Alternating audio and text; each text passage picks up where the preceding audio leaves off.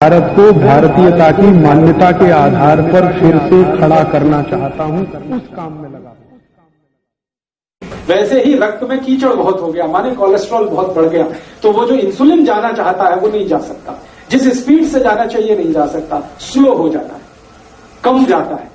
या कभी कभी ऐसा हो जाए कि रक्त बिल्कुल गाढ़ा हो गया, एकदम थिक हो गया, तो वो इंसुलिन बैठ जाता है वहीं का, और ग्लूकोज को लिए रहता है अपने साथ। ग्लूकोज उसके ऊपर बैठता है, इंसुलिन वहीं बैठ जाता है। तो वो बैठा हुआ इंसुलिन है जो रक्त में डिटेक्ट हो जाता है, जब भी आप चेक कराएंगे ना तो ग्लूकोज आ जाता है, तो उसी को कहते हैं ब्लड शुगर इतनी बढ़ी हुई है। अब आप ध्यान रखिए, ब्लड शुगर का चीनी के साथ कोई कनेक्शन नहीं है, कोलेस्ट्रॉल के साथ कनेक्शन है। हमेशा याद रखिए इस बात। डॉक्टर भी जानता लेकिन बताता नहीं कोई। क्यों नहीं बताता? क्योंकि कोलेस्ट्रॉल को कम ज्यादा करना तो हमारे हाथ में है। मैंने बता दिया, इतनी सरल क्रिया थोड़ी देर पहले आप कम कर सकते हैं, ज्यादा कर सकते हैं। डॉक्टर आपको ऐसे कहेगा, हो ये तो ठीक नहीं होगा, जिंदगी भर इंसुलिन का इंजेक्शन लेना, जिंदगी भर ये टैबलेट खाना। अब जिंदगी भर ही खाना है तो तुम किस बीमारी के लिए हो? जिंदगी भर तो खाना खाना पड़ता है, जिंदगी भर तो दाल खाई जाती है, सब्जी खाई जाती है, इंसुलिन थोड़ी खाया जाए। इंसुलिन तो है हमारे शरीर में। बाहर से फिर क्या करते हैं? तो बाहर से जो आर्टिफिशियल इंसुलिन है ये थोड़ा काम कर देता है, क्योंकि ये नया नया है, थका हुआ नहीं है, ये जाके थोड़ा सा खटखट कर देता है, ग्लूकोज को पहुंचा देता है, लेकिन फिर उतनी देर के बाद वो खत्म हो जाता है। साइकिल नहीं बना पाता। साइकिल तो वही इंसुलिन बनाएगा जो आपकी पैंक्रियाज से निकल रहा है। तो आपको क्या करना है? डायबिटीज के पेशेंट को भी सारी ताकत इस बात पे लगानी है कि उनका रक्त का कोलेस्ट्रॉल घटे, और जैसे जैसे कोलेस्ट्रॉल घटेगा, खून पतला होने लगेगा, ये इंसुलिन ही ग्लूकोज लेके जाने लगेगा अंदर, जो नहीं जा रहा है। सिंपल सी बात है। तो डायबिटीज के पेशेंट को भी वही करना है जो हार्ट के पेशेंट को करना है। तो हार्ट और डायबिटीज एक ही सिक्के के दो हिस्से हैं।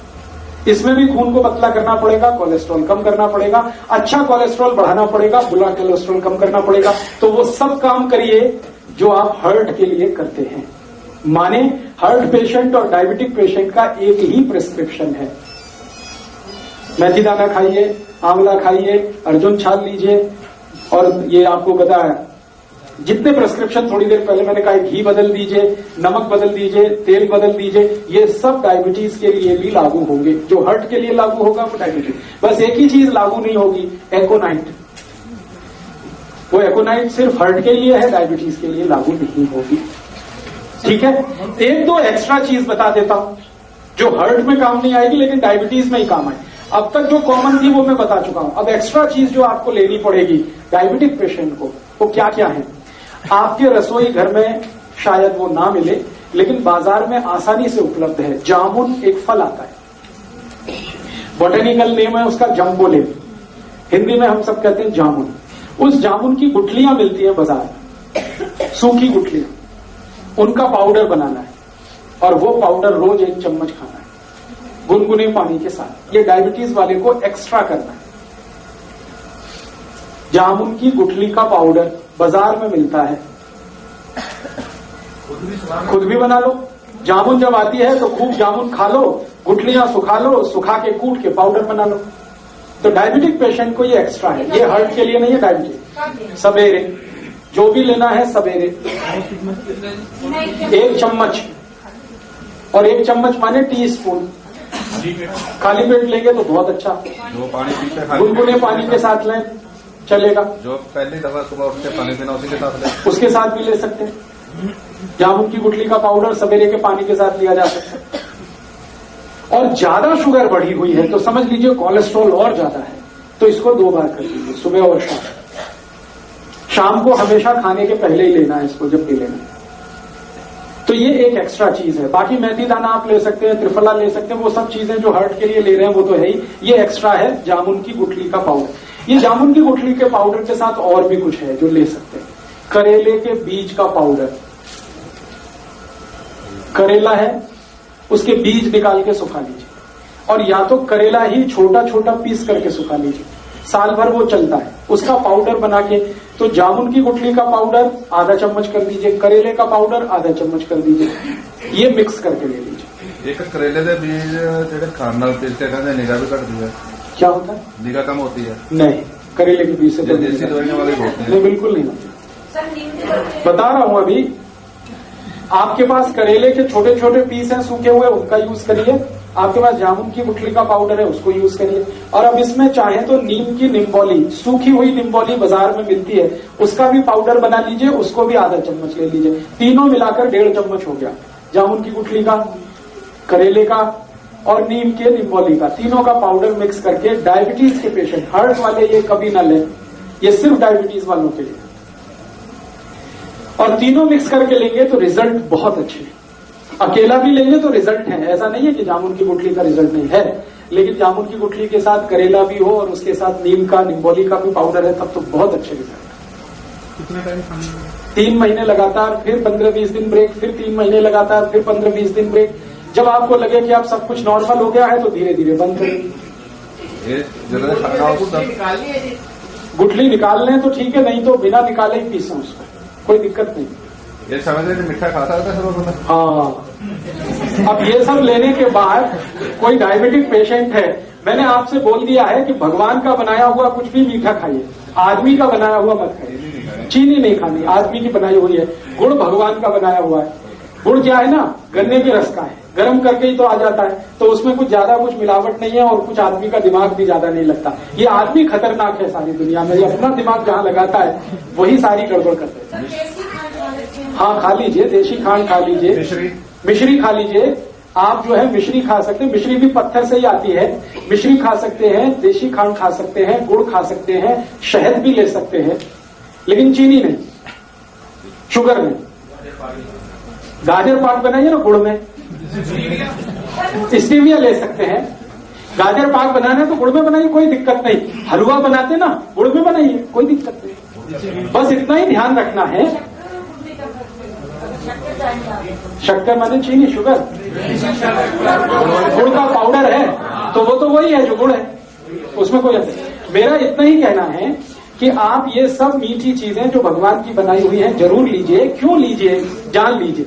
आदमी की बनाई हुई जो मीठी चीजें हैं उनमें ग्लूकोज है, भगवान की बनाई हुई जो मीठी चीजें हैं वो सब फ्रक्टोज है। ये फ्रक्टोज जो है ना इजीली डाइजेस्टेबल है, डायबिटिक पेशेंट भी उसको हजम कर लेगा तुरंत। और ये ग्लूकोज है, ये नहीं होता आसानी से।